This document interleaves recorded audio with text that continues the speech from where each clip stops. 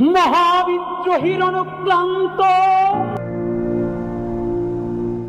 সব প্রচেষ্টা ব্যর্থ করে অবশেষে মারা গেলেন ইনকিলাব মঞ্চের মুখপাত্র শরীফ ওসমান হাদী।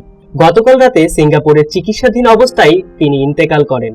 এর আগে 12 ডিসেম্বর দুপুরে নির্বাচনী প্রচারণাকালীন সময়ে রাজধানীর বিজয়নগরে বক্স কালভার্ট এলাকায় ওসমান হাদীকে গুলি করে পালিয়ে যায় দুর্বৃত্তরা। পরে তাকে নেওয়া হয় ঢাকা মেডিকেলে, সেখান থেকে এভারকেয়ার হসপিটালে এবং উন্নত চিকিৎসার জন্য সিঙ্গাপুরে। সব জল্পনা কল্পনার অবসান ঘটিয়ে গতকাল রাতে তিনি শেষ নিঃশ্বাস ত্যাগ করেন।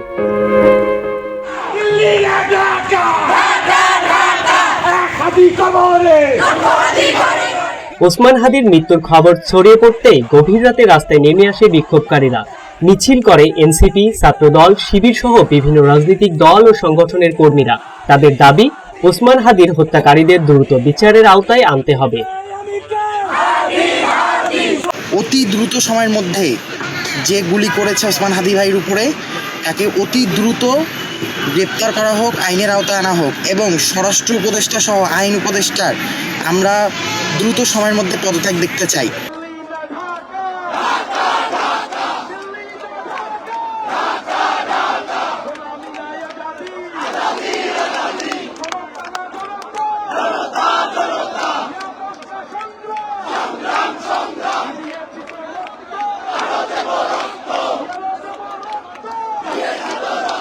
ঢাকা বিশ্ববিদ্যালয় থেকে শুরু করে রাজধানী সব মোড়ে মোড়ে বিক্ষোভ করে ছাত্র জনতা।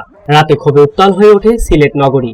বিক্ষোভ মিছিল হয়েছে রংপুরেও। বেগম রোকেয়া বিশ্ববিদ্যালয়ের বিভিন্ন হল থেকে মিছিল নিয়ে মিডিয়া মোড়, পার্ক মোড় ও শহীদ আবু সাইদ চত্বর প্রদক্ষিণ করে বিক্ষোভকারীরা।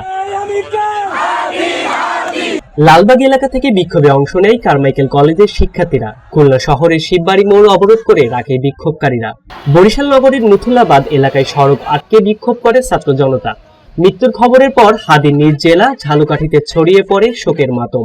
এছাড়া কুষ্টিয়া, রাঙামাটি, খাগড়াছড়ি, নীলফামারী, কক্সবাজার, জয়পুরহাট, জামালপুর, বরগুনা, পিরোজপুর, কিশোরগঞ্জ ও চাঁপাইনবাবগঞ্জ সহ বিভিন্ন জেলায় বিক্ষোভ করে ইনকিলাব মঞ্চ সহ অন্যান্য সংগঠনের কর্মীরা।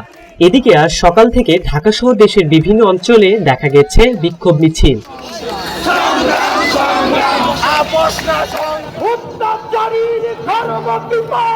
শরীফ ওসমান হাদী কথা ছিল জনপ্রতিনিধি হয়ে রুখবেন অন্যায় অত্যাচার, কিন্তু সব থেমে গেল একটি বুলেটে। দেশি বিদেশি হাসপাতালে মৃত্যুর সঙ্গে টানা 7 দিনের লড়াই শেষে নিথর দেহে বাংলাদেশে ফিরছেন ইনকিলাব মঞ্চের এই মুখপাত্র।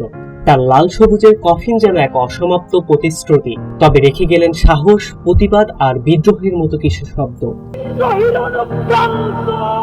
ডেস্ক রিপোর্ট, নয়া শতাব্দী।